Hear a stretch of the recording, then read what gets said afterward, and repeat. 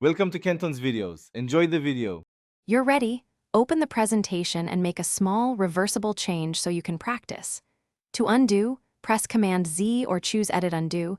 This reverses the most recent edit immediately. Once done, repeat Command Z to go back through successive edits, one action at a time. Make sure the file isn't locked and that auto-save is active, because locked or closed files can prevent live undo. This first step saves time and clarifies what state you want to return to. Once you understand single undos, expand to complex edits. Repeated Command Z steps back through each action in order, so plan your sequence when you've made many changes. Undo restores object positions, text edits, fills, and transitions. If you moved multiple objects, undo will reverse those moves in the order they occurred. If edits are extensive, or you need an earlier full file snapshot, make sure to use File Revert to browse all versions to retrieve a historical version.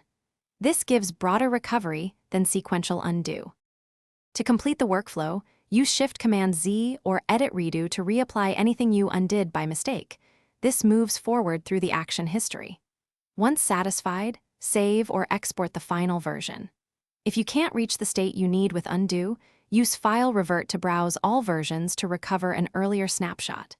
If undo is disabled, check whether the file is locked, whether iCloud syncing created a conflict, or duplicate the file and try reverting in the copy. Thanks for watching. Consider subscribing if we helped you.